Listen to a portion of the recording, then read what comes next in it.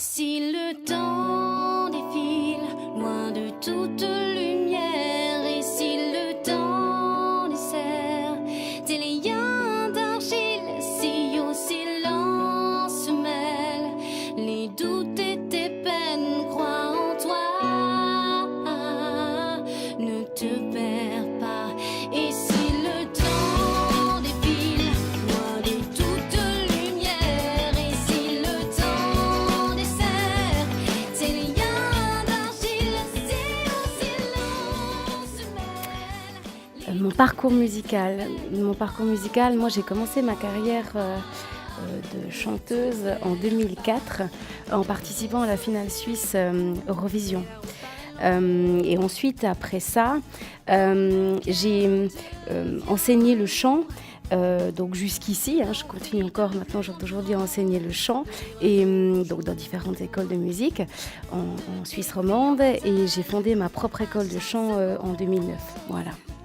Et il y a 2 ans, j'ai renoué avec la scène en sortant mon premier album, In the Mirror. Et au jour d'aujourd'hui, donc le 30 septembre 2016, mon deuxième album, Sur le vent, est sorti. Il y a donc en 2004, donc moi j'avais tout juste 24 ans, j'allais avoir 24 ans. Ça a été une très très belle expérience, mais assez fulgurante. C'est-à-dire que moi j'ai un peu fait les choses à l'envers.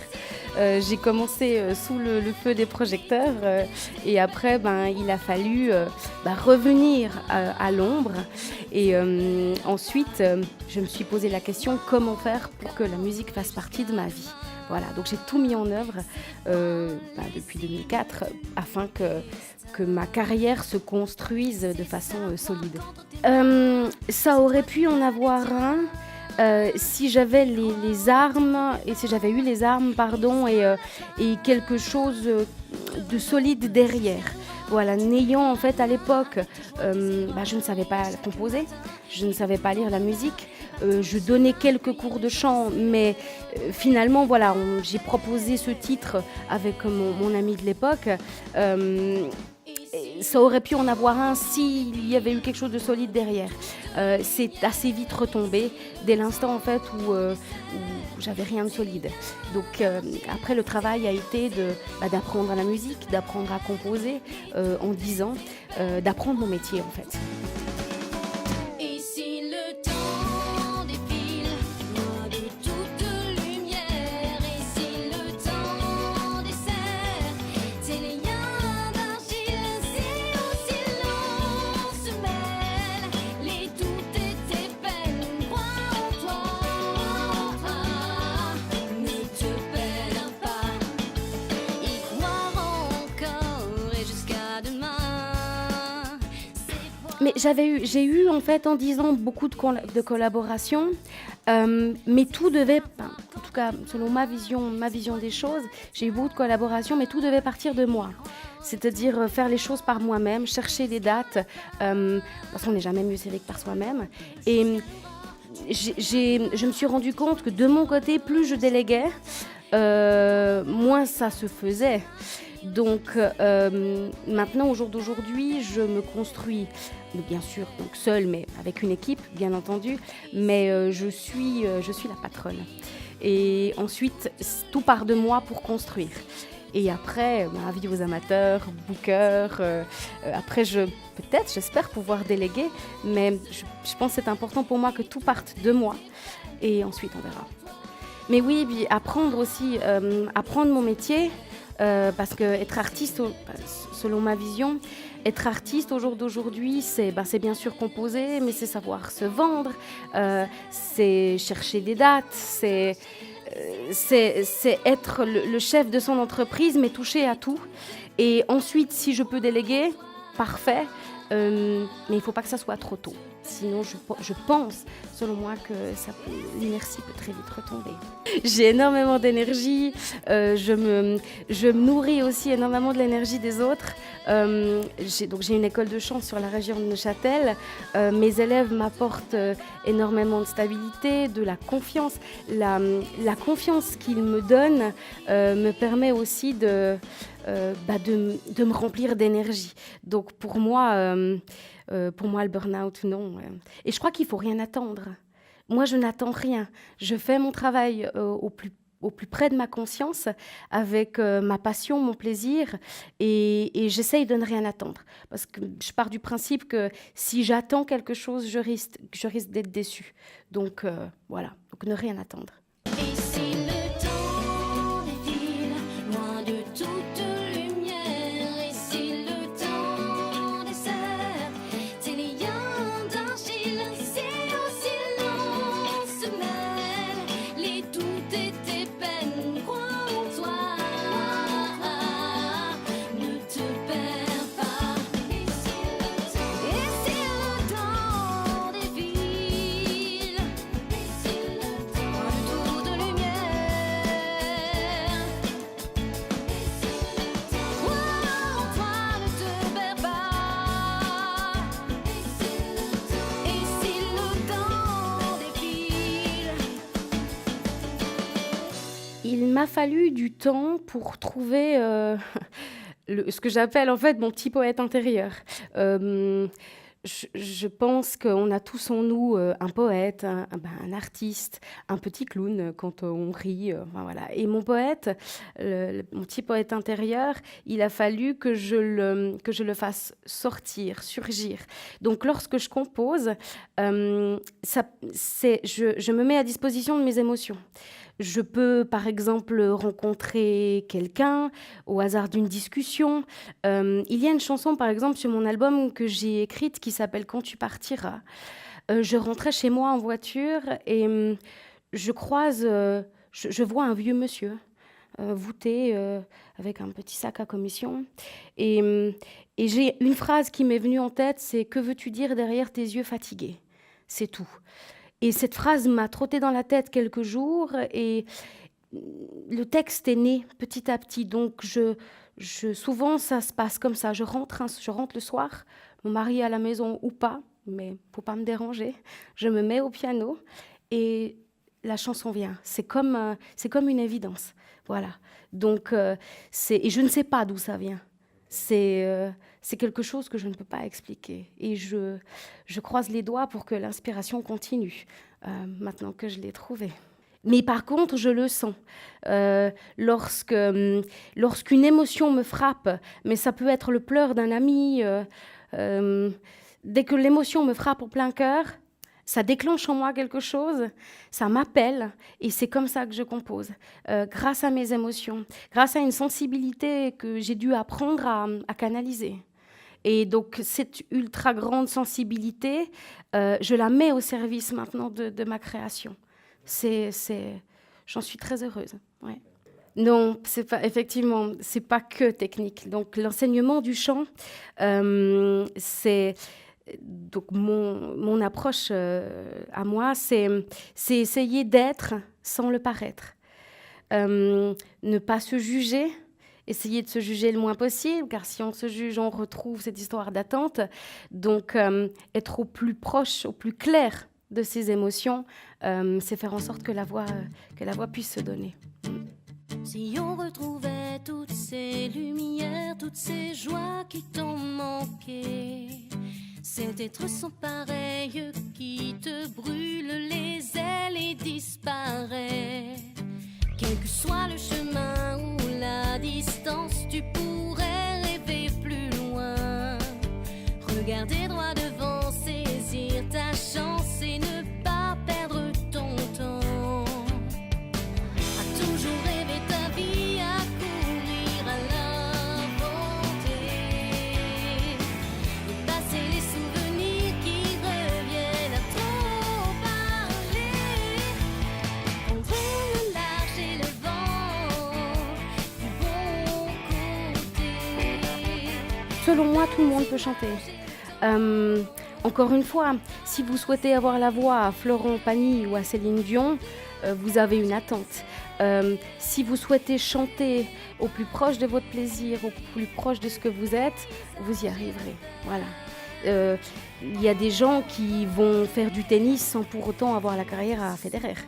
Donc, mais si vous y trouvez votre propre plaisir, bah, c'est gagné. tout dépend du voyage intérieur, tout dépend de ce que vous êtes prêt à donner, mais c'est-à-dire envers vous-même. C'est toujours le chant, selon moi, c'est votre propre voyage intérieur. Et ensuite, ça va rayonner chez les autres. Donc, je peux vraiment pas répondre à cette question. Tout dépend de vous. Je suis tombée dedans absolument par hasard, donc l'enseignement du chant. J'avais à 21 ans.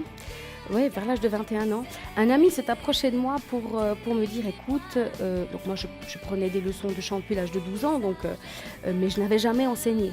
Il s'est approché de moi et m'a dit, écoute, ma fille aimerait prendre des cours de chant, mais les inscriptions aux écoles, c'est 6 mois de contrat.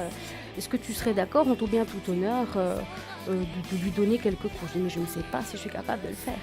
Et bien, de fil en aiguille, cet élève, donc on a travaillé ensemble presque 2 ans. Et le bouche à oreille a fait que les gens disent mais voilà, elle enseigne bien, j'ai un bon feeling avec elle. Et je me suis vraiment découvert une vocation. J'ai fait également, moi de mon côté, des études de couturière styliste.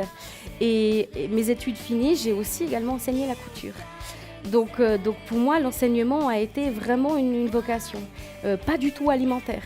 Je trouve ça absolument fabuleux. De pouvoir transmettre et d'échanger, parce que c'est vraiment un échange.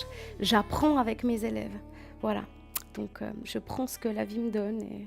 Oui, les élèves m'inspirent parce que je suis toujours frappée, parce que pour moi, c'est un grand cadeau, la confiance qu'ils me font, parce que pour chanter, on se met à nu totalement. Donc, nous sommes au plus proche de nos émotions. Donc, dès l'instant où moi, je me mets à disposition de ça, c'est une grande source d'inspiration pour moi. Je grandis avec eux. Donc, oui, c'est une très, très grande source d'inspiration, mes élèves. Puis d'ailleurs, je les remercie vraiment de m'accorder leur confiance. Pour moi, c'est vraiment un beau cadeau. Je pense que ça serait bête de se priver des technologies. Maintenant, je pense qu'il en faut pour tous les goûts. Ça dépend le style, vous allez l'utiliser, tout dépend le style que vous allez faire. Dans la chanson française, peut-être que, c'est peut-être pas forcément nécessaire, selon moi, mais les meilleurs chanteurs ont recours à autotunes, de toute façon. Parce que vive la technologie. Donc après, quand c'est bien fait et utilisé avec parcimonie, et puis que ça ne s'entend pas, c'est comme un beau maquillage. Quand un maquillage est bien fait, il est discret. Donc je suis pour dès l'instant en fait, où il est bien utilisé. Je pars du principe en fait que un album, une musique enregistrée en studio, c'est une chose. Après, je pense que ce qui fait la différence, c'est sur scène. C'est ce que vous donnez sur scène. Si les gens qui viennent vous voir passent un bon moment, un échange, des moments forts, c'est ça qui fera la différence. Après, je pense qu'effectivement, sur un CD, on peut tricher, on peut maquiller le tout, mais ce qui compte après, c'est la vraie personnalité de l'artiste. Donc après, peu importe. Le live fera la différence. J'essaye, donc je cherche moi des dates, je fais donc le travail de booker. Oui, j'essaie. J'ai 2 formations, une formation acoustique et une formation complète. J'ai une équipe de musiciens absolument fabuleuse qui m'entoure. Bill Bochung, en l'occurrence à la guitare, David Caraccio qui est, je pense, selon moi, un des meilleurs bassistes de Suisse, si ce n'est d'Europe. Et puis mes choristes, qui sont les meilleurs éléments de mon école de chant. Voilà. Donc j'essaye d'offrir à mes élèves et à tout ce monde des opportunités. Donc ça me donne aussi beaucoup d'énergie pour chercher les dates, dès l'instant où je sais que j'ai une équipe solide autour de moi. Voilà. Tu m'as dit si souvent j'ai peur au soir, et sais-tu ce qui t'attend? Tu souris en bonheur mais sans le voir, car tu n'as jamais le temps. À toujours aimer ta vie, à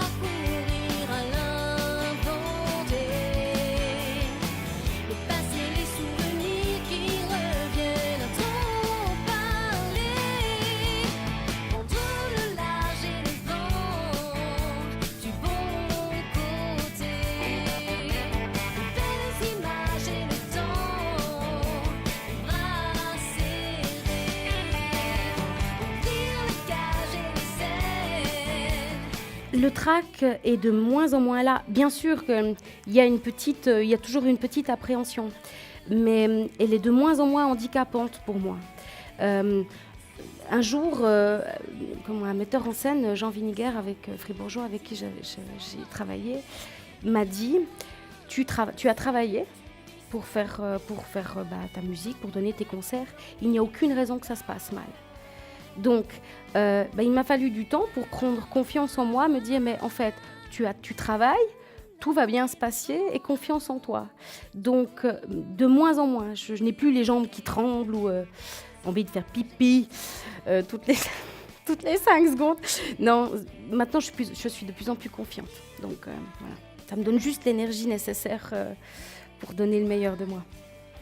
Pour ce dernier clip, Suivre le vent, j'ai fait appel à Bastien Bron, de Das Playground Productions, qui est en fait le batteur des Rumbling Wheels, parce que j'ai vu ce qu'il a créé, son site internet, les différents clips avec les artistes avec qui il a travaillé, et j'ai adoré son style. Et en plus d'être quelqu'un de très très professionnel, c'est quelqu'un qui humainement est vraiment adorable. Donc en fait ça s'est passé comme ça. Donc moi j'ai fait appel à lui, on s'est assis à une terrasse de café et on a échangé les idées, on a parlé, on a skypé aussi, et donc c'est venu avec l'échange de nos deux énergies en fait. Et concernant les figurants, j'ai fait appel à une de mes élèves, Deborah Granella, une de mes anciennes élèves, et Morgane Parat, qui était un de mes collègues de théâtre que j'ai rencontré il y a quelques années au sein d'une compagnie de théâtre de la région de Neuchâtel. Voilà. Et le papier peint, avec mon mari, pinceau, le soir, après le travail. On a fait homemade. Donc voilà. Non, pour le premier album, il a fallu que je prenne confiance en moi. Et j'ai un peu essuyé les plâtres. C'était un test pour moi, In the Mirror. Donc d'ailleurs, In the Mirror veut dire vous le savez, derrière le miroir de mes émotions, qu'est-ce que je peux faire, qu'est-ce que je peux donner, est-ce que j'en suis capable. Donc il est plus en introspection, plus introverti. Et les textes en anglais donc, ont été signés par une amie, Caroline Plachta, qui était d'ailleurs aussi une de mes anciennes élèves. C'est mon réseau. Et en fait, donc, elle a écrit tous les textes en anglais. J'ai signé un texte en anglais. Et les 3 chansons en français de l'album, je les ai écrites. Et donc, pour moi, l'anglais était une façon émotionnelle de prendre un peu plus de distance face à mes émotions. Parce que chanter en français, ma langue, c'était m'exposer encore un peu plus face à mes émotions. Et pour le deuxième album, je me sentais prête à assumer qui j'étais, assumer chaque note, assumer chaque texte, à donner, à montrer qui je suis. Voilà. Alors pour l'instant, on va attendre encore. On va essayer. Là, il vient de sortir. Il est sorti le 30 septembre. Donc, on va essayer maintenant de le porter, de le faire porter par le vent, et on verra. Donc oui, il y a toujours des idées, mais pour l'instant, c'est pas du tout d'actualité. Voilà. Alors on a, on a fait cette photo à la maison, sur une paroi noire, et l'idée de la double facette, c'est le clair-obscur, c'est ce que je montre et le petit poète intérieur, et ce côté un peu plus sérieux, le côté sérieux que moi j'ai dû trouver. Que j'ai, on va dire, pas sérieux, structuré, voilà, qui m'a permis de monter les projets.